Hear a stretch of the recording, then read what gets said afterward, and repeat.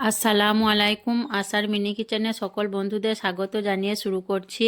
আজকে আমি নিয়ে এসেছি বাড়িতে থাকা উপকরণ দিয়ে এক পাকের এই খুব সহজ এবং টেস্টি রেসিপিটি। শীতের দিনে রান্নার ঝামেলা এড়াতে খুব সহজেই এই এক পাকের রান্নাটি করে নিতে পারবেন দুপুরের বা রাতের জন্য। আর বাড়ির ছোট থেকে বড় সকলেই কিন্তু খুব মজা করে খেয়ে নেবে। খুবই টেস্টি একটি রেসিপি এবং খুবই সহজভাবে রান্না করে নিতে পারবেন। তো চলুন আজকের এই রেসিপিটি দেখে নেওয়া যাক। আর ভালো লাগলে আমার চ্যানেলটি সাবস্ক্রাইব করে অবশ্যই আমার পাশে থাকবেন যারা এখনও অবধি সাবস্ক্রাইব করেননি।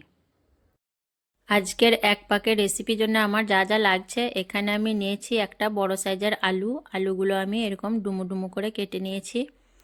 আর নিয়েছি 4টে ডিমগুলো আমি সেদ্ধ করে নিয়েছি আর কাঁটা চামচ দিয়ে ছিদ্র করে নিয়েছি যাতে ভাজার সময় ফেটে না যায়। আর নিয়েছি অল্প পরিমাণের ফুলকপিগুলো আমি এইভাবে কেটে নিয়েছি। আর ডিম, আলু, ফুলকপি আমি সব কিছুই সেদ্ধ করে নিয়েছি। আর নিয়েছি মটরশুঁটি। তো এইগুলো দিয়েই আমি আজকে রেসিপিটা তৈরি করব। প্রথমে আমি আলু, ফুলকপি, ডিমের মধ্যে একটু নুন হলুদ মাখিয়ে নেব। তার জন্য দিয়ে দিচ্ছি পরিমাণ মতো নুন আর হাফ চামচ হলুদের গুঁড়ো দিয়ে আমি খুব ভালো করে আলু, ফুলকপি এবং ডিমের মধ্যে নুন হলুদটা মাখিয়ে নেব।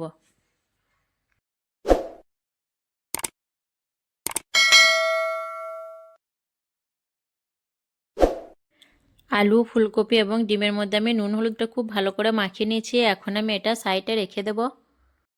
এখানে একটা বাটির মধ্যে আমি 250 গ্রাম বাসমতি চাল খুব ভালো করে ধুয়ে 10 মিনিট ভিজিয়ে রেখেছিলাম। এখন আমি চালগুলো পানি থেকে তুলে নেব। একটা নেট পেঁচের মধ্যে আমি চালগুলো ছেঁকে নিয়ে নিচ্ছি, এতে করে পানিটা খুব ভালোভাবে ঝরে যাবে। আর এই রান্নাটা ভাত রান্না করার যে কোনো চাল দিয়েই করতে পারেন। আমি এখানে বাসমতি চাল নিয়েছি। চালগুলো আমি সব ছেঁকে নিয়েছি। এখন চালটা পানি ঝরতে থাকুক আর আমি এদিকে রান্নার জন্য কড়াই বসিয়ে দেব। রান্নার জন্য আমি গ্যাস অন করে একটা কড়াই বসিয়ে দিয়েছি আর দিয়ে দিচ্ছি সর্ষের তেল। আপনারা চাইলে সাদা তেল দিয়েও রান্নাটা করতে পারেন, কিন্তু আমার মনে হয় সর্ষের তেল দিয়ে করলে বেশি স্বাদ হয়। তার জন্য আমি সর্ষের তেলই ব্যবহার করেছি। দিয়ে তেলটা আমি একটু ভালো করে গরম করে নেব। তেল গরম হয়ে আসার পর আমি একে একে ডিমগুলো ছেড়ে দিচ্ছি। প্রথমে আমি ডিমটা ভেজে নেব। ডিমগুলো সব দেওয়ার পর আমি নেড়ে চেড়ে একটু লাল লাল করে ডিমগুলো ভেজে নেব। ডিমগুলো আমি লাল লাল করে ভেজে নিয়েছি। এখন ডিমগুলো আমি একটা একটা করে তুলে নিচ্ছি।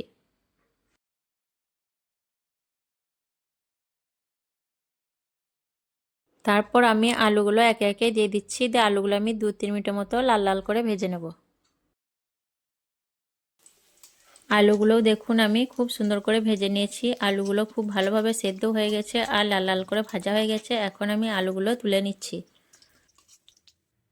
তারপর আমি ফুলকপিগুলো দিয়ে দিচ্ছি। ফুলকপিগুলোও আমি লাল লাল করে ভেজে নেব। আমি ফুলকপি আলু একসঙ্গে ভাজিনি, যেহেতু কপি আর আলু সেদ্ধ করা ছিল। কপি নরম সবজি, ভেঙে যেতে পারে একসঙ্গে ভাজলে, তার জন্য আমি সব কিছু আলাদা আলাদা করে ভেজে নিচ্ছি। কপিগুলোও আমি লাল লাল করে ভেজে নিয়েছি। এর থেকে আর বেশি ভাজবো না। কপিগুলো এখন তুলে নিচ্ছি। তারপর এই তেলের মধ্যে আমি দিয়ে দিচ্ছি ফোড়নের জন্য একটা তেজপাতা, 2টো শুকনো লঙ্কা, 2টো দারচিনি, 3টে এলাচ আর 2টো লবঙ্গ দিয়ে আমি নেড়ে চেড়ে ফোড়নটা একটু ভেজে নেব যতক্ষণ অবধি সুন্দর একটা গন্ধ বেরিয়ে যাচ্ছে। আর এখানে কিন্তু আমি আর বাড়তি তেল ব্যবহার করিনি, যে তেলটা আছে এর মধ্যে রান্নাটা আমার হয়ে যাবে। ফোড়ন থেকে সুন্দর গন্ধ বেরিয়ে আসার পর আমি দিয়ে দিচ্ছি 2টো মাঝারি সাইজের পেঁয়াজ কুচি দিয়ে আমি পেঁয়াজটা নেড়ে চেড়ে একটু ভেজে নেব। পেঁয়াজটা কিন্তু আমি খুব পোড়া পোড়া বা লালচে করে ভাজবো না, একটু নরম করে ভাজবো যতক্ষণ না পেঁয়াজের গায়ে একটু হালকা কালার চলে আসছে। পেঁয়াজটা দেখুন আমার নরম করে ভাজা হয়ে গেছে, পেঁয়াজের গায়ে কালার ধরতে শুরু করে দিয়েছে। এখন আমি এর মধ্যে দিয়ে দিচ্ছি একটা বড় সাইজের টমেটো কুচি, 1 চামচ আদা রসুন বাটা, হাফ চামচ লঙ্কা গুঁড়ো, হাফ চামচ হলুদ গুঁড়ো, হাফ চামচ জিরে গুঁড়ো, হাফ চামচ ধনে গুঁড়ো আর অল্প পরিমাণের গোলমরিচের গুঁড়ো। আর দিয়ে দিচ্ছি একটু পানি যাতে মশলা নিচে থেকে লেগে না যায়। আর দিয়ে দিচ্ছি 1 চামচ নুন দিয়ে আমি নেড়ে চেড়ে খুব ভালো করে মশলা কষিয়ে নেব। নুন দিলে টমেটোটা তাড়াতাড়ি গলে যাবে, তার জন্য দিয়ে দিলাম। আমি মশলা খুব ভালো করে কষিয়ে নেব যাতে আদা রসুনের কাঁচা গন্ধ না থাকে। মশলাটা দেখুন আমি খুব ভালো করে কষিয়ে নিয়েছি আর মশলা থেকে তেল ছাড়তে শুরু করে দিয়েছে। এর থেকে আর বেশি আমি মশলাটা ভাজবো না। এখন আমি এর মধ্যে দিয়ে দেবো আগে থেকে পানি ঝরতে দেওয়া চালটা। চালগুলো দেওয়ার পর আমি খুব ভালো করে মশলার সঙ্গে চালগুলো একটু নাড়াচাড়া করে ভেজে নেব যাতে চালটা একটু ঝরঝরে হয়ে যায়। চালগুলো আমি মশলার সঙ্গে 2 মিনিটের মতো ভেজে নিয়েছি, আর চালগুলো দেখুন খুব সুন্দরভাবে ঝরঝরে হয়ে গেছে। এখানে দেখুন এই কাপ মেপে আমি 1 কাপ চাল নিয়েছিলাম, আর এখন এই কাপটা দিয়ে মেপে আমি পানি দিয়ে দেব। এই কাপে আমি 2 কাপ ফুটন্ত গরম পানি দিয়ে দিচ্ছি। ফুটন্ত গরম পানি দিলে ভাতটা খুব সুন্দরভাবে ঝরঝরে হবে, ভাতটা রান্না করতে কোনো অসুবিধা হবে না। তারপর আমি নেড়েচেড়ে খুব ভালো করে একটু মিশিয়ে নিচ্ছি। ভালো করে মিশিয়ে নেওয়ার পর এখানে আমি দিয়ে দিচ্ছি 2টো কাঁচা লঙ্কা, মুখগুলো চিড়ে নিয়েছি, ধনেপাতা কুচি আর মটরশুঁটি, আর দিয়ে দিচ্ছি অল্প পরিমাণের বিরিয়ানির মশলা, চা চামচে 1 চামচ চিনি টেস্টটা ব্যালেন্স হওয়ার জন্য। দিয়ে আমি নেড়েচেড়ে খুব ভালো করে আবারও মিশিয়ে নেব। ভালো করে নেড়েচেড়ে মিশিয়ে নেওয়ার পর এখন আমি নুনটা একটু চেক করে দেখে নেব যাতে ঠিকঠাক হয়েছে কিনা, নইলে আমি নুন দিয়ে দেব।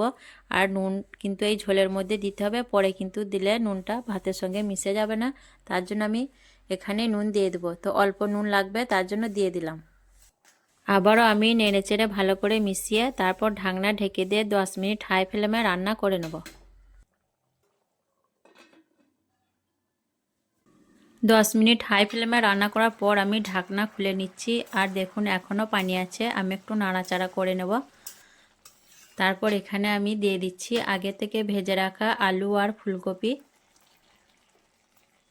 দিয়ে আমি আবারও নেড়েচেড়ে আলু আর ফুলকপি ভাতের সঙ্গে মিশিয়ে নেব। আলু ফুলকপি আমি মিশানোর পর গ্যাসের ফ্লেমটা লোতে করে দিয়েছি। তারপর দিয়ে দিচ্ছি ভেজে রাখা ডিমগুলো উপর থেকে। ডিমগুলো দেওয়া হয়ে গেলে আমি এখানে দিয়ে দিচ্ছি 1 চামচ গাওয়া ঘি। গাওয়া ঘিটা দিলে ভাতটা কিন্তু খুবই টেস্টটা ভালো হবে।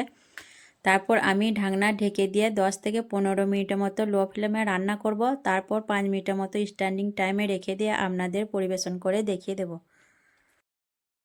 বাড়িতে থাকা উপকরণ দিয়ে 1 পাকের এই সহজ রান্নাটি দেখলেন তো কিভাবে আমি করলাম, খুব সহজেই হয়ে গেল, আর খেতে কিন্তু অনেক টেস্টি হয়েছিল। আপনারাও একবার এইভাবে রান্না করে খেয়ে দেখবেন, খুবই মজার একটি রেসিপি।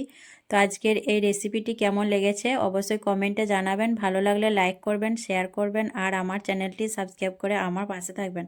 আসবো আবারও অন্য কোনো রেসিপি নিয়ে। সকলে ভালো থাকবেন, সুস্থ থাকবেন। আল্লাহ হাফেজ।